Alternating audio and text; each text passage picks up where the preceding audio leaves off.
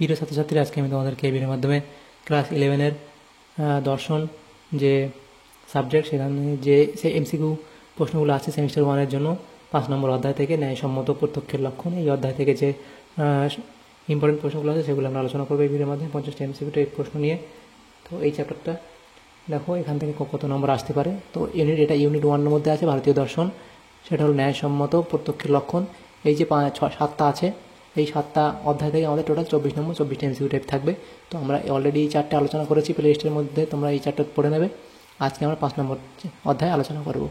আর চ্যানেলটা অবশ্যই সাবস্ক্রাইব করে রাখবে পরবর্তী অধ্যায়গুলোর প্রশ্ন উত্তর পাওয়ার জন্য।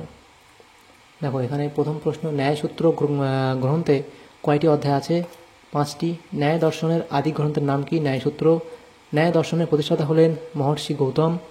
ন্যায় দর্শনের অপর নাম হলো অক্ষপাদ দর্শন। ন্যায়সূত্রের মোট সূত্র সংখ্যা হলো 528টি। ন্যায়সূত্র গ্রন্থের মোট আহিনিক সংখ্যা 10টি। ন্যায়শাস্ত্রে আলোচনা হয়েছে যথার্থ জ্ঞানের প্রণালী। কোন দর্শনকে ভারতীয় যুক্তিবিজ্ঞান বলা হয়? ন্যায় দর্শন কোন সম্প্রদায়ভুক্ত? এটা হলো আস্তিক। ন্যায় দর্শন হলো একটি বাস্তববাদী দর্শন।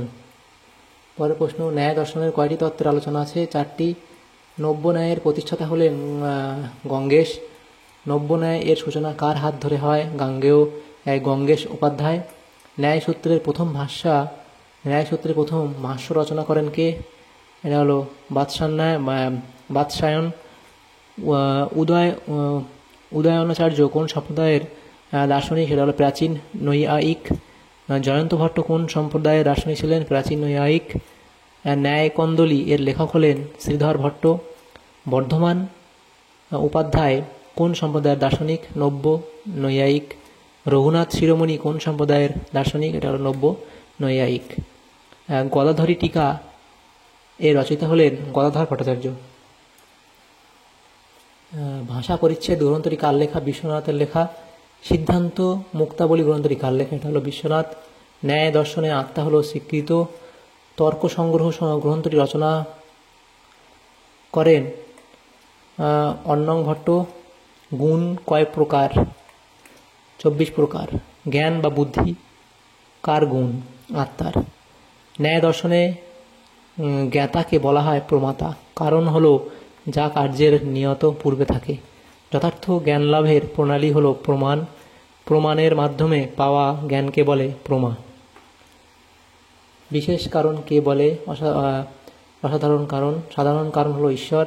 প্রাচীন ন্যায়মতে অনুমানের কারণ হলো পরামর্শ। ন্যায়মতে শ্রেষ্ঠ প্রমাণ হলো প্রত্যক্ষ। প্রত্যক্ষ কাকে বলে? বিষয়ের সঙ্গে ইন্দ্রিয়ের সন্নিকর্ষের ফলে উৎপন্ন জ্ঞান। ন্যায়মতে ইন্দ্রিয় কয় প্রকার? 2 প্রকার। অপু পরমাণুর বিশেষ ধর্ম হলো স্বাদ। তেজ পরমাণু বিশেষ ধর্ম হলো রূপ। চক্ষু ইন্দ্রিয় গঠিত কোন পরমাণু দ্বারা? তেজ।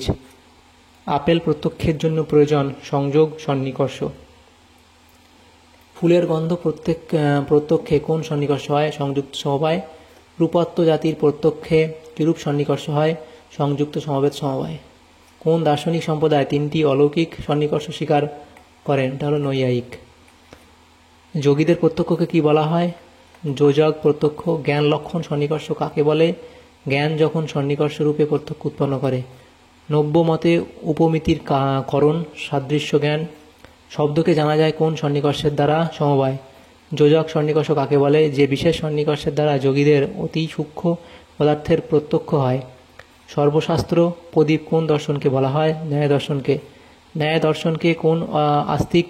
ন্যায় দর্শনকে কেন আস্তিক দর্শন বলা হয়? এই দর্শনে বেদের প্রামাণ্য স্বীকার করা হয় বলে। তাহলে এই যে অধ্যায় 5 নম্বর ইউনিট 1-এর মধ্যে 5 নম্বর অধ্যায় দর্শনের, যেটা ছিল 11-এর ফার্স্ট সেমিস্টারের জন্য, সেখান থেকে কিছু ইম্পর্টেন্ট প্রশ্ন আমরা আলোচনা করলাম আজকে এই ভিডিওর মাধ্যমে। যদি তোমাদের সঙ্গে উপকার এসে থাকে ভিডিওটা অবশ্যই লাইক করবে, আর পরবর্তী অধ্যায়ের প্রশ্ন পাওয়ার জন্য আমাদের চ্যানেলটাকে অবশ্যই সাবস্ক্রাইব করে রাখবে। Thank you, thanks for watching.